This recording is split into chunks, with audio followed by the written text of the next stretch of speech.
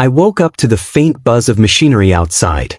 At first, I thought it was a neighbor mowing their lawn early, but when I looked out the window, my stomach dropped. Bright orange stakes dotted the edge of my backyard like some kind of construction zone. I rushed outside in my slippers, heart pounding. My backyard was my sanctuary, a quiet patch of grass where I drank coffee every morning, where my kids had built a crooked treehouse last summer, where my dog loved to dig holes despite my protests. And now, someone was stabbing it full of plastic flags. A man in a neon vest was hammering in the last stake. "Hey, what are you doing?" I yelled. He barely looked at me. "Surveying. HOA orders." I felt my blood pressure spike. Surveying for what? Before he could answer, a familiar voice chimed in behind me. Well, good morning, neighbor." I turned to see Karen Benson, the HOA president, standing there with her ever-present clipboard and a smug little smile. She was wearing her official HOA polo like she was running for office. "What is this?" I demanded. She adjusted her sunglasses. "The board has voted to convert part of your backyard into a community dog park. It will increase property values for everyone." I stared at her, stunned. "You can't just take my backyard." "Oh, but we can," she said sweetly, flipping through her papers. "According to Clause 14B of the community agreement you signed when you moved in, the HOA reserves the right to repurpose portions of any yard for the greater good of the neighborhood. This was a unanimous decision." "That's insane," I snapped. "Nobody even asked me." She shrugged. "We posted the notice on the community bulletin board by the pool 2 weeks ago." Nobody ever checked that board. It was covered in faded flyers from last Halloween. "This is my property," I shouted. By now, neighbors were coming out of their houses, lured by the commotion. I saw Mr. Patel from next door, the retired teacher who always waved politely, and the Millers across the street, still in pajamas, holding coffee mugs. They all stood awkwardly watching as Karen smiled like a queen addressing her subjects. "Technically, the HOA owns the land," Karen said, her voice syrupy. "You just maintain it." I felt like the ground had been ripped out from under me. No way. "You're not building anything here," I said, stepping in front of the stakes. Karen's smile didn't waver. "Then I'm afraid we'll have to fine you for obstruction of community improvement." The crowd of neighbors gasped. Some looked uncomfortable, others amused. I pointed at her clipboard. "Fine me? For standing in my own backyard." She gave me a condescending nod. "You'll receive the notice in the mail. Oh, and your grass is about half an inch too long, you'll get a warning for that as well. We wouldn't want this dog park to look unkempt." It felt like I was in some bizarre nightmare. "You're not putting a dog park here," I yelled. Karen tilted her head. "You can attend the next HOA meeting if you'd like to formally voice your objection. But the decision is final. Construction begins next week." With that, she turned on her heel and walked away, the neon-vested worker following behind her. I stood there, shaking with anger, the stakes still sticking out of my lawn like insults. My neighbors slowly drifted back into their homes, whispering. I clenched my fists. "Fine me all you want," I thought. "Take me to your stupid meetings. But you're not taking my backyard." I grabbed one of the stakes and yanked it out of the ground. The fight had officially begun. The next morning, a white envelope sat on my porch like a snake waiting to bite. I didn't even have to open it to know who it was from. The HOA's logo was stamped right on the front. Inside was a formal violation notice. Reason: grass exceeds allowable length, HOA Standard 3.2. Fine, $75. Deadline: pay within 7 days to avoid additional penalties. I laughed out loud, a bitter, hollow laugh. My grass was fine. I had just mowed it 3 days ago. This was retaliation, plain and simple. By the time I finished my coffee, there were 2 more envelopes in my mailbox. One claiming my garbage can was visible from the street for more than 15 minutes past collection time, another $50 fine, and another demanding I repaint my shed because the color was not HOA approved. I stomped over to my shed and stared at it. It was tan. Just plain tan. Exactly the same color as half the other sheds in the neighborhood. They weren't just coming after me, They were trying to break me. That evening, I went online and pulled up the HOA bylaws. The document was 67 pages long and written in legal jargon that made my head hurt, but I forced myself to read it. Buried deep in the fine print were rules so vague they could fine me for practically anything: weeds, holiday decorations, even leaving a garden hose coiled improperly. I stayed up late highlighting sections, trying to figure out what they could and couldn't legally do. The next day, I spotted Karen walking down the street with 2 other board members, clipboards in hand, inspecting houses. They were like vultures looking for their next victim. I marched right up to her. "You're harassing me," I said. She gave me that same infuriating smile. "We're simply enforcing community standards. If you'd like to discuss it, you can attend the next meeting." "When's the next meeting?" I asked. Her smile widened. "Tonight. Board members only. Residents can submit complaints in writing." "So you make decisions about our homes in secret?" "It's called executive session," she said sweetly. "Perfectly legal." I watched them walk away, my blood boiling. That night, I parked my car near the clubhouse where the meeting was being held. The blinds were closed, but I could see shadows moving inside. I crept closer until I found a side window cracked open. Voices drifted out into the cool night air. "We need to make an example of him," one of them said. Karen's voice followed. "Exactly. If we let him win, everyone will think they can defy the HOA. We'll bury him in violations until he either pays up or sells." I froze. My jaw clenched so hard it hurt. Another board member spoke up. "What if he fights back legally?" Karen snorted. "He won't. People like him never do.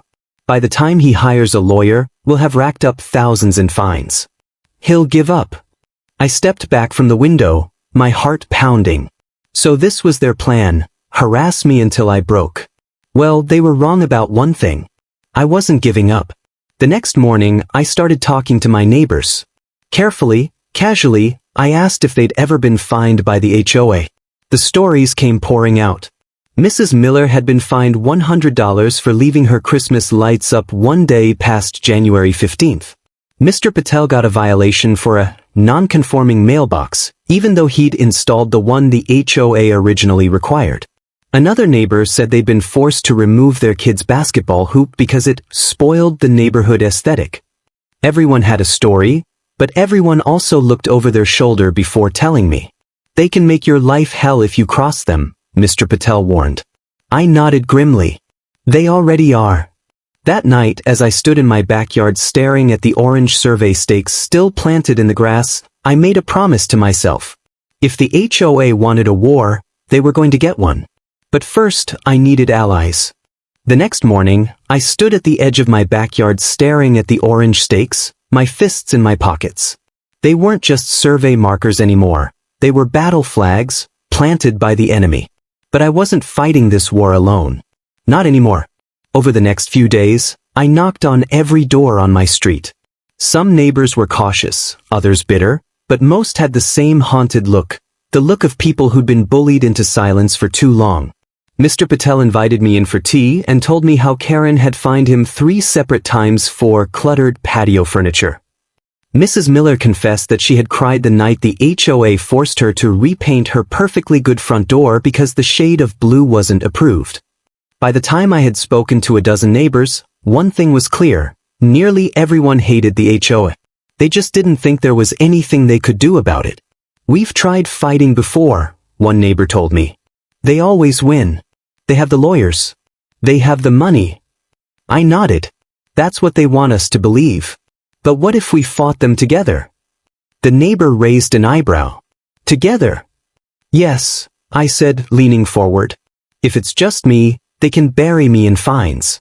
But if it's all of us, every single homeowner, they can't silence everyone. They work for us, not the other way around." For the first time, I saw a spark of hope in his eyes. That weekend, I decided to take a risk. I sent out invitations, not through the HOA's official channels, but by slipping notes under every door. Community cookout, Saturday at 5 p.m., my backyard. No HOA business. Just neighbors talking like neighbors again. I half expected nobody to show up, But by 5 o'clock, people were trickling in, at first one by one, then in groups. I had borrowed tables from friends, set up a grill, and bought more hot dogs and burgers than I thought I could ever possibly cook. Soon, the backyard was buzzing with laughter, the smell of charcoal filling the air. Kids chased each other through the grass, and for the first time in weeks, I felt like this was a neighborhood again, not a battlefield. I waited until everyone had a plate before I stood up on the back steps. "Thanks for coming, everyone," I said. The chatter died down. "I know things have been tense lately, not just for me but for a lot of you. That's why I wanted us all here tonight, because we need to talk about what's happening to our neighborhood." A ripple went through the crowd. People glanced at one another. I know some of you have been fined. Some of you have been threatened. And I know a lot of you have stayed quiet because you were scared of what the HOA might do. But I think we've all been quiet long enough. Mrs. Miller nodded vigorously. "They want to take my backyard," I continued, "but that's not the real issue. The real issue is that they think they own us. They think they can do whatever they want, and we'll just sit there and take it." A murmur of agreement rose from the crowd. "We don't have to take it," I said. "We have rights. We have votes. And if we stand together, we can make them listen." Someone cheered. Then another. Soon the whole backyard was clapping. And then, right on cue, the enemy arrived. Karen Benson herself marched into the yard, flanked by 2 board members, clipboards in hand. "This is an unapproved gathering," she said sharply. "HOA events must be registered in advance." "It's a barbecue, Karen," I said, keeping my voice calm.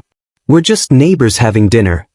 "You're distributing anti-HOA propaganda," she accused. I spread my hands. "I haven't handed out anything. But if you'd like to talk about the HOA, why don't you stay and join us?" Karen's face turned red. "This is private HOA business. I'm ordering everyone to leave." But nobody moved.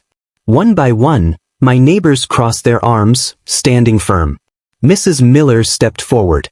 "You don't get to tell us who we can have dinner with, Karen." Karen's jaw tightened. "Fine," she snapped. "But every one of you will be cited for unauthorized use of private property." And with that, she spun on her heel and stormed out, her minions scurrying after her. When she was gone, the backyard erupted into cheers. For the first time, we weren't just scared neighbors. We were a movement. After the barbecue, something changed in the air. Neighbors started stopping me on the street, whispering about new fines they'd received, about suspicious letters from the HOA. It was clear Karen was doubling down. But I was doubling down too. Every night for the next week, I sat at my kitchen table with stacks of HOA documents spread around me like a crime scene. Budgets, meeting minutes, public records, anything I could get my hands on. Most of it was boring, but I kept digging. And then I found it. In the financial records, a pattern emerged, thousands of dollars listed as community landscaping improvements, but the only property that had gotten a full landscaping makeover last year was Karen Benson's front yard. Then there were the travel expenses. The HOA had supposedly spent $4,300 sending representatives to a national HOA leadership conference in Florida. But the dates matched the week Karen posted beach selfies on Facebook with the caption, "Much needed vacation." I printed everything out and stuffed it into a thick manila folder. This wasn't just shady, this was illegal. I decided I'd expose it at the next HOA meeting, scheduled for Friday night. I pictured myself slamming the folder on the table, neighbors gasping, Karen's smug smile finally cracking. But Karen must have known I was close to something, because on Thursday night, she struck first. It was 10 p.m. when the house suddenly went dark. At first, I thought it was a power outage. I grabbed a flashlight and went outside, but every other house on the street was glowing with warm yellow light. Just mine was dark. I marched to the side of the house and found the power box. The lock had been clipped off, the breaker thrown. I heard footsteps behind me. Karen stood at the edge of my driveway, flanked by 2 board members. She was smiling. "You're in violation of HOA code," she said.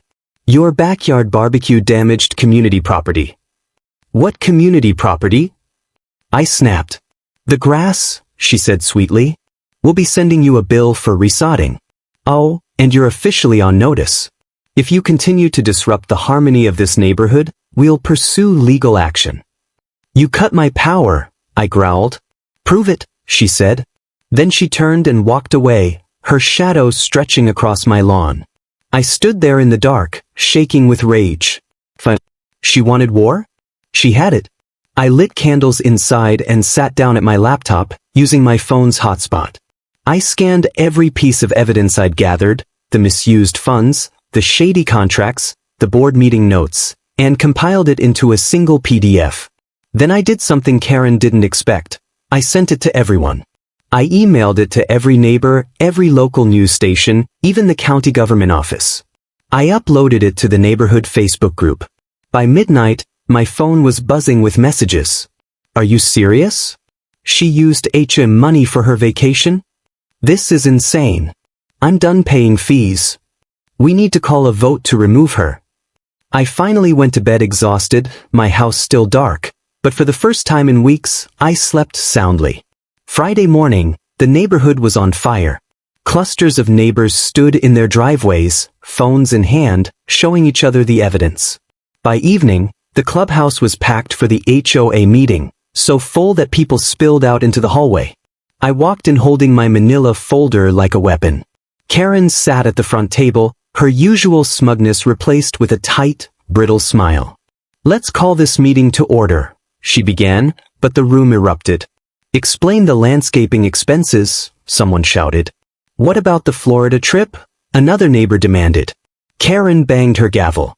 "This is out of order." But this time, nobody was listening to her. I stepped forward and placed my folder on the table. "This is everything," I said loudly. "Every shady dollar you've spent, every fake violation you've issued. We're done being bullied."